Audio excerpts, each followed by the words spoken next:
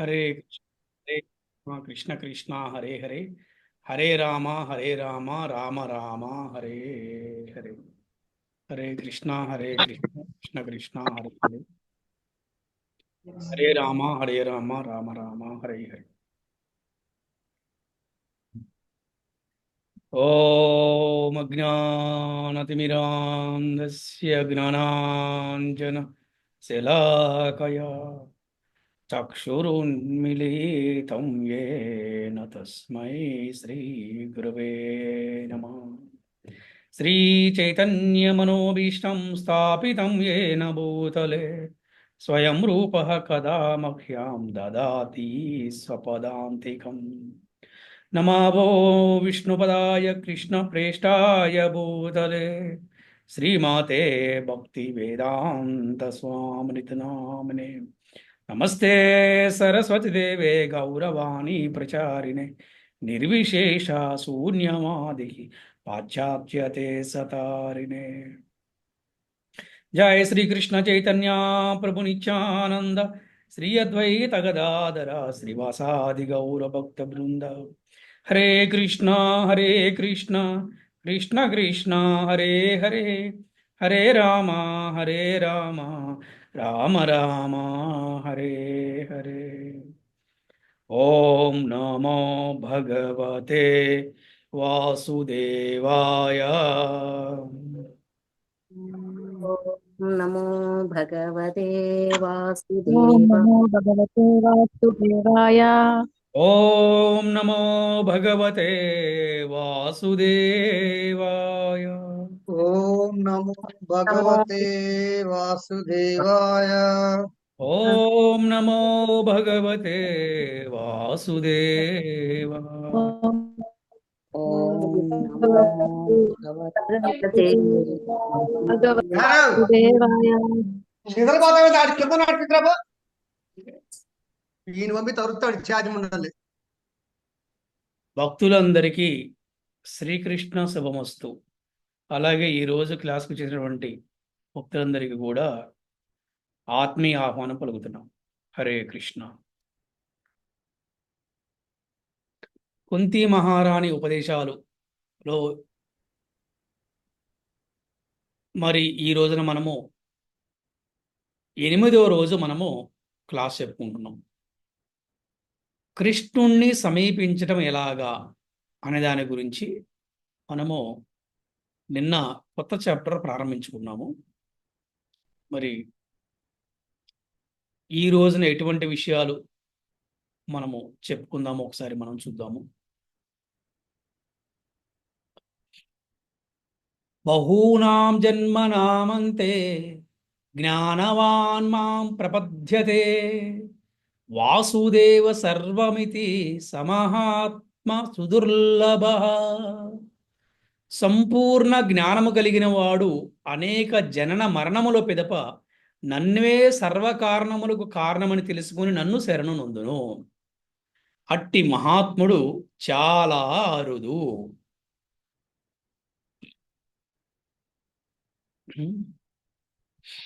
మహాత్మా అనగా విశాల హృదయుడు. శ్రీకృష్ణుని తెలుసుకోలేనివాడు విశాల హృదయుడు కాడు.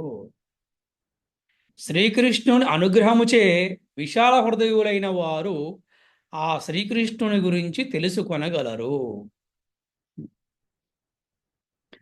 భగవత్ సేవ ద్వారా శ్రీకృష్ణుని తెలుసుకొనగలుగుదుము. భగవత్ సేవ ద్వారా కృష్ణుని చేరుకొనగలము. భగవత్ సేవ ద్వారా కృష్ణుడితో కలిసి నివసించగలము. సేవన్ముఖేహి జిహ్వాదౌ. ప్రారంభమున నాలుక ద్వారా భగవంతుని సేవించటం వలన ఆ వాసుదేవుణ్ణి కృష్ణుని తెలుసుకొనవచ్చును. నాలుక చేయు పనులు మాట్లాడుట రుచి చూచుట.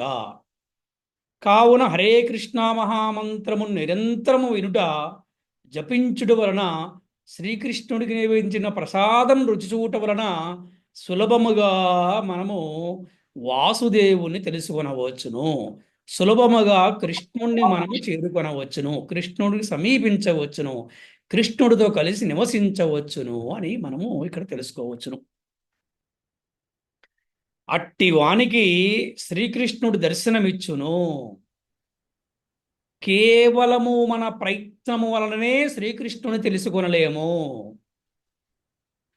ప్రయత్నం ఒకటే సరిపోదు.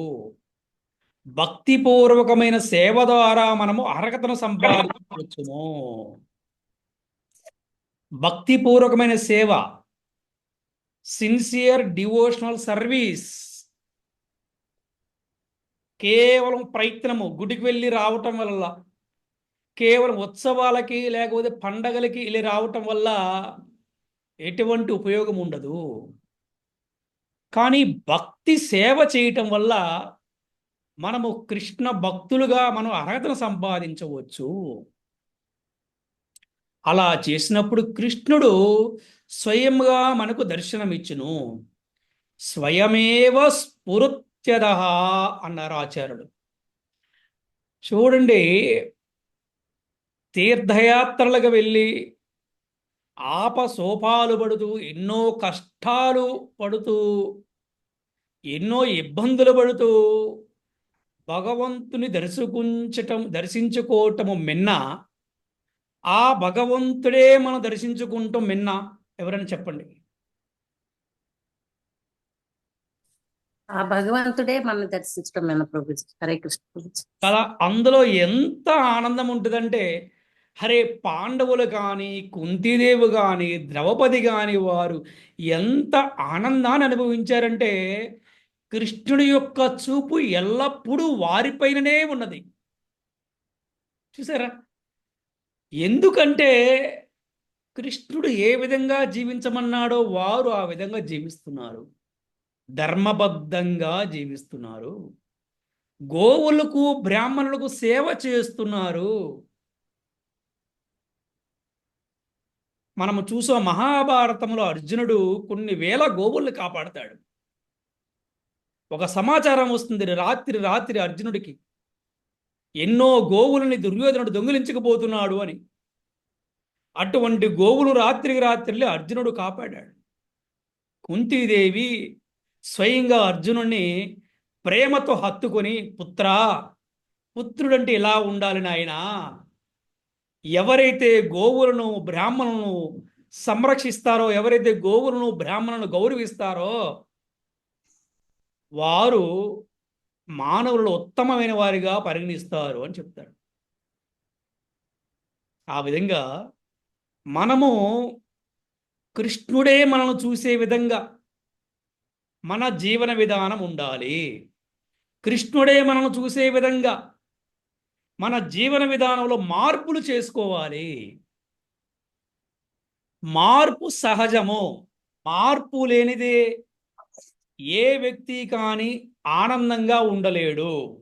నేనింతే, నేను మారను అని అనుకునేవాడు ఎప్పటికీ కూడా వారికి ఆనందం అనేది ఉండదు. అలా కాకుండా పట్టు విడుపులు, ఇంకా అంటే ఫ్లెక్సిబుల్ అంటారు, ఫ్లెక్సిబుల్. ఎప్పుడైతే ఈ ఫ్లెక్సిబుల్ ఉందనుకోండి, సమయాన్ని బట్టి సందర్భాన్ని బట్టి మనం ఎలా మెలగాలో తెలుసుకున్నప్పుడు మనం ఆనందం ఉండగలుగుతాం.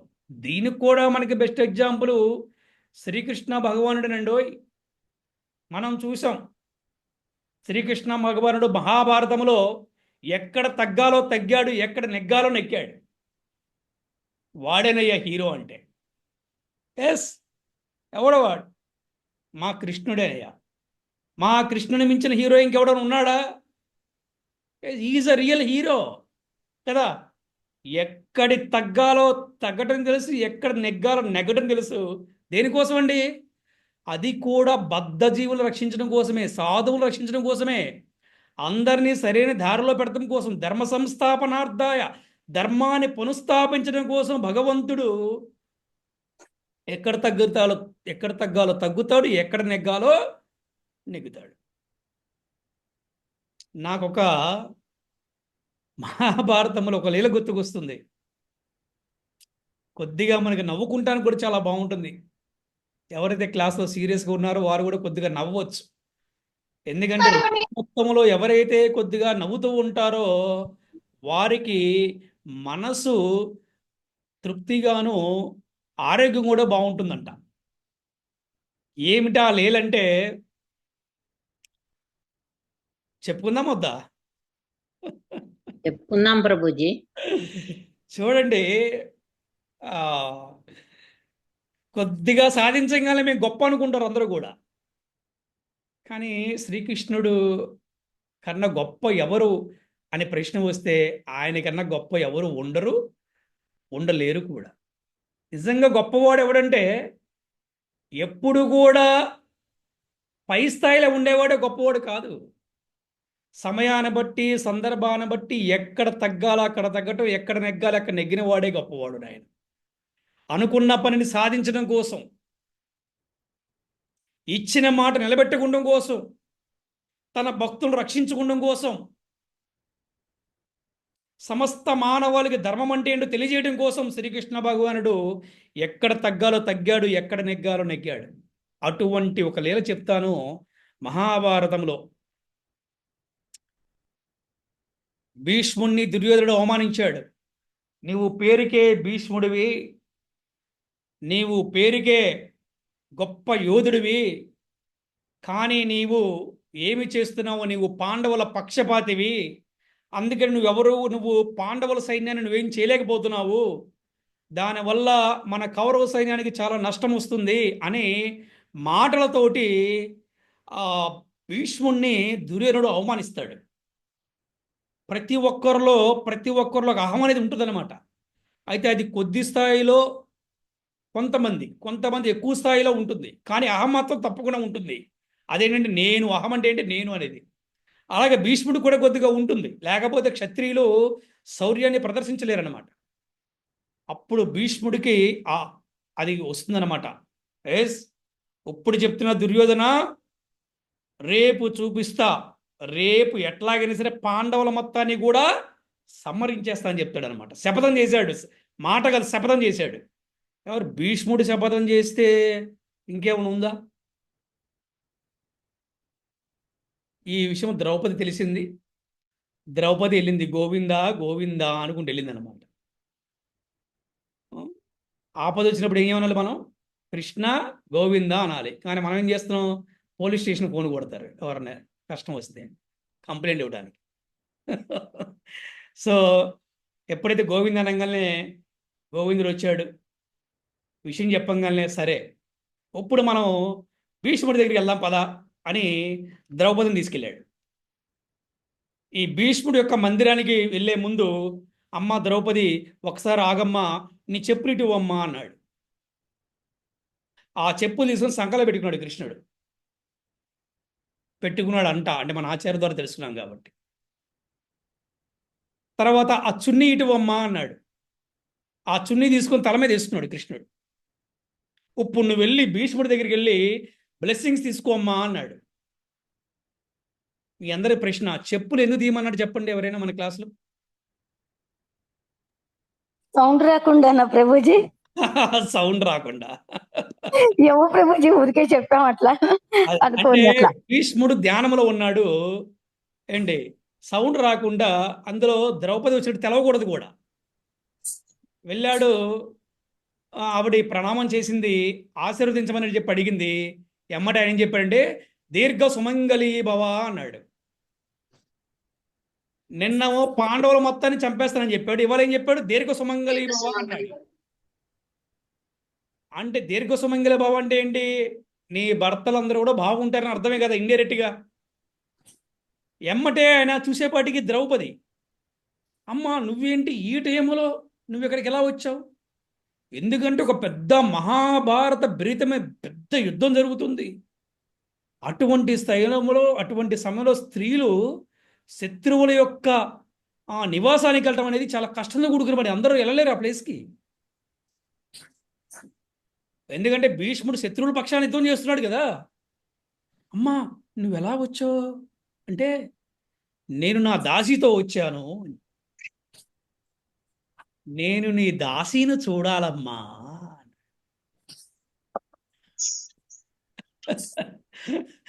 అప్పుడే డౌట్ వచ్చింది భీష్ముడికి, ఇది కృష్ణుడి పనే. ఇటువంటి కృష్ణుడు తప్పితే ఇంకెవరు కూడా చేయలేరు, ఇది ఎవరి వల్ల కూడా కాదు. ఉం? అప్పుడు వెళ్ళి చూడంగానే ఆ కృష్ణుడి చున్నీ తీయంగానే కృష్ణుడు కనిపించాడు. వాసుదేవా, నేను అనుకున్నాను మీరు తప్పితే ఇంకెవరు ఇలాంటివి చేస్తారు అని వాసుదేవుడి ప్రణామం చేశాడు అనమాట. అంటే ఏ విధంగా రక్షించాడండి, చూశారు కదా. అవునా? అంటే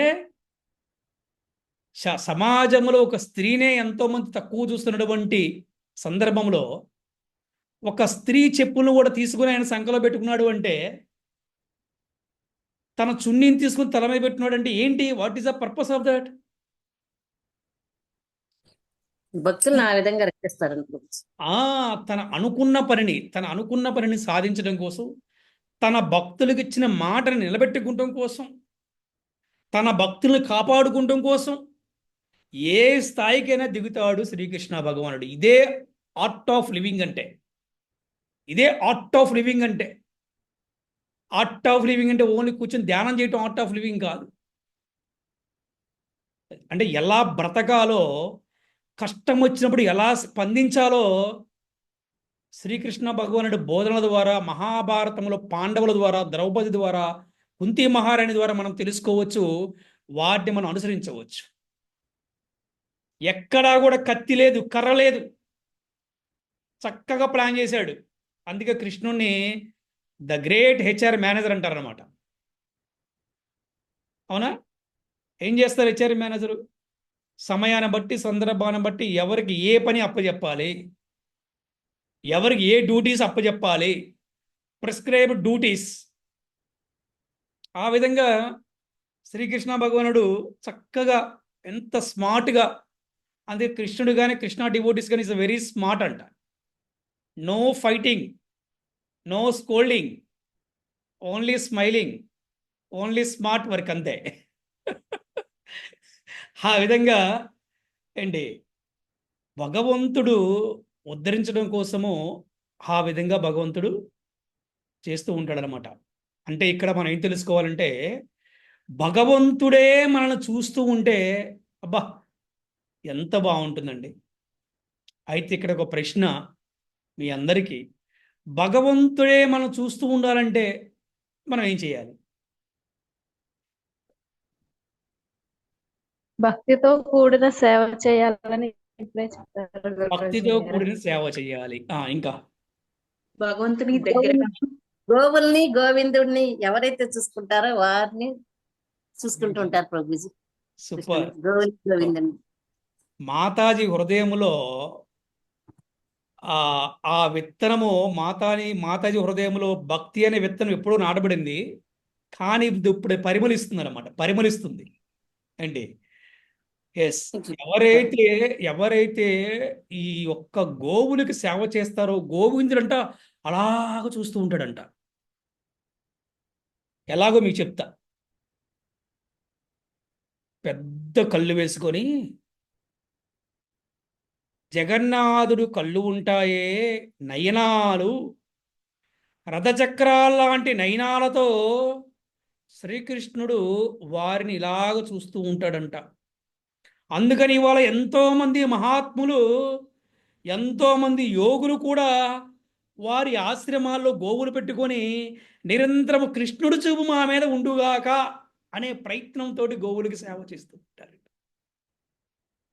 అలాగే మనం ఎప్పుడైతే మంచి పనులు చేస్తూ ఉంటామో, ఎప్పుడు ధర్మబద్ధంగా జీవిస్తూ ఉంటామో, ఎప్పుడు మనం కృష్ణ కృష్ణ రామ రామ అని మనం నామజపం చేస్తూ ఉంటామో, కృష్ణుడు మనల్ని చూస్తూ ఉంటాడంట. అంతేకాదు మనం రక్షిస్తూ ఉంటాడంట. మరి ఎప్పుడైతే మనము చేయకూడని పనులు చేస్తున్నామో, ఎప్పుడైతే తప్పుడు పనులు చేస్తున్నామో, ఎప్పుడైతే అధర్మంగా జీవిస్తున్నామో, కృష్ణుడు మనలో ఉన్న చెడును చూడటానికి ఇష్టపడాడంట. అప్పుడు కృష్ణుడు కళ్ళు ఇలా మూసుకుంటాడంట.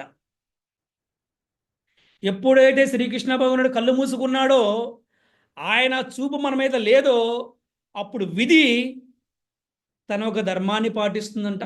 అప్పుడు చిత్రగుప్తుడు యమధర్మరాజు ఎంటర్ అవుతాడంట. కానీ కృష్ణుడు చూపు మన మీద ఉన్నంత వరకు చిత్రగుప్తుడు కానీ యమధర్మరాజు కానీ ఎంటర్ అయ్యే అవకాశం లేదు. వాళ్ళకి ఎటువంటి అధికారం కూడా లేదంట. శాస్త్రం చెప్తుంది, భాగవత శాస్త్రం చెప్తుంది ఏంటంటే, ఎవరైతే కృష్ణుడికి సేవ చేస్తూ ఉంటారో, ఎవరి మీదైతే కృష్ణుడు చూపు ఉంటుందో వారి దగ్గరికి యముడు కానీ యమపొట్లు కానీ ఎవరు కూడా వెళ్ళకూడదని ఒక రూల్ ఉందన్నమాట, ఒక జీవో కూడా ఉందన్నమాట. కానీ ఎవరైతే తప్పుడు పనులు చేస్తారో, ఎప్పుడైతే వారి వారి వైపున కృష్ణుడి చూపు లేదో ఆటోమేటిక్గా విధి తన పని తను చేసుకుంటూ పోతుందంట. అందుకని మన నిరంతరము కూడా ఎలా జీవించాలి అంటే, కృష్ణుడు ఎప్పుడు కూడా మనం చూసే విధంగానే జీవించాలంట.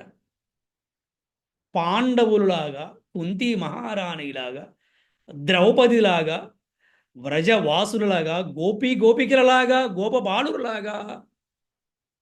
చూసారు ఎంత ధన్యులండి, ఎంత అదృష్టవంతులండి. అందుకని మనము గనుక నిరంతరము కృష్ణుడికి నచ్చిన విధంగా జీవిస్తే చాలు, కేవలం ఆయనకు నచ్చిన విధంగా జీవిస్తే చాలు. ఆయన చూపు ఎప్పుడు కూడా మన మీద ఉంటుంది. ఆయన చల్లని చూపు చాలు. ఆయన ఒక చల్లని చూపు ఉంటే చాలు, మన దగ్గరికి ఎవరు రారు. మిగతా ఏమంటారు ఏమంటారంటే భూతాలు, దెయ్యాలు, పిశాచాలు ఏవి కూడా మన దగ్గరికి రావు అంటారు కదా సమాజంలో. అమ్మో వారు జోలు వెళ్ళొద్దండి, వారు పలానా ఊరు తాలూకా అంటారు. కరెక్టేనే కదా? అలాగే don't touch Krishna devotees, Krishna is there with them. మనకు కూడా గుర్తింపు ఉంది ఏంటంటే, వీరు కృష్ణ భక్తులు, వీరి కృష్ణుడు ఉన్నాడు, వారిని మనం ఏం అనకూడదు అనే ఒక భయం ఉంది సమాజంలో. అందుకని కృష్ణుడు ఏ విధంగా జీవించమన్నాడో ఆ విధంగా జీవించినంత వరకు కృష్ణుడు ఎప్పుడూ కూడా వారి యొక్క చూపుని మన మీదనే ఉంచుతాడు. స్వయమేవ స్ఫురుత్యదః అన్నాడు. అంటే కృష్ణుడే స్వయంగా దర్శనమిస్తాడంట. మనలను తన సన్నిధికి చేర్చుటకు శ్రీకృష్ణుడు సిద్ధముగా ఉండును. ఎక్కడండి తన సన్నిధి? ఎక్కడ ఉంది కృష్ణుడు సన్నిధి? ఎవరని చెప్పండి. హృదయంలో నాకు వాయిస్ బ్రేక్ అయిందమ్మా, మళ్ళీ క్లారిటీ చెప్పండి. మన హృదయంలోనే ప్రభుజీ. కృష్ణుడు సన్నిధి గోలోక బృందావనము కృష్ణుడి యొక్క సన్నిధి, కృష్ణుడి యొక్క ధామము, కృష్ణుడి యొక్క లోకము. మనందరి యొక్క సొంతిల్లు కూడా గోలోక బృందావనమే. అందుకని భగవంతుడు స్వయంగా అక్కడ తీసుకెళ్తానికి సిద్ధంగా ఉన్నాడంట. ఎవరిని? ఎవరైతే ఈ విధంగా సేవ చేస్తున్నారో, ఎవరైతే మంచిగా జీవిస్తున్నారో వారందరినీ కూడా భగవంతుడు గోలోకాన్ని తీసుకెళ్తానికి సిద్ధంగా ఉన్నాడు.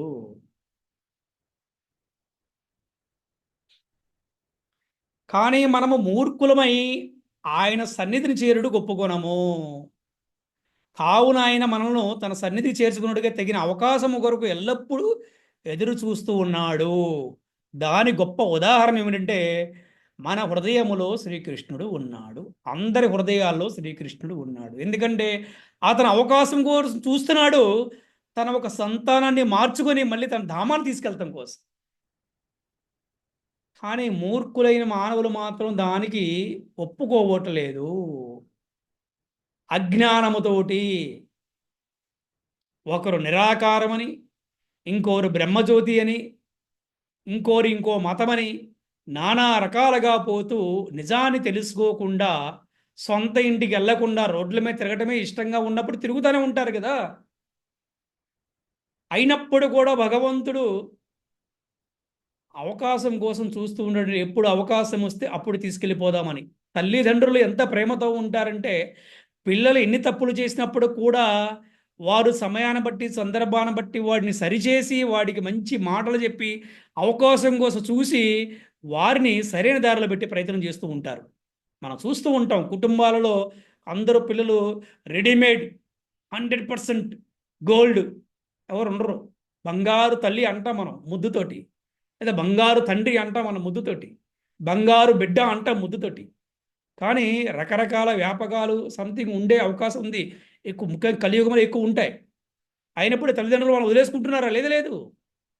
వాడు ఎటువంటి వాడైనా ఎటువంటి మార్గంలో ఉన్నా కూడా వారిని సన్మార్గంలో పెడతం కోసం తల్లిదండ్రులు నిరంతరం ప్రయత్నం చేస్తూనే ఉంటారు.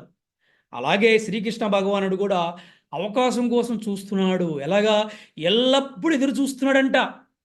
అరే వీళ్ళు ఎప్పుడు హరే కృష్ణ మహామంత్రం జపం చేస్తారు, వీడెప్పుడు భగవద్గీత చదువుతాడు, వీడెప్పుడు నిత్యము నా సేవలో ఉంటాడు, వీడిని ఎప్పుడు తీసుకెళ్ళాలి నేను అక్కడికి అని రెడీగా ఉన్నాడు శ్రీకృష్ణ భగవానుడు.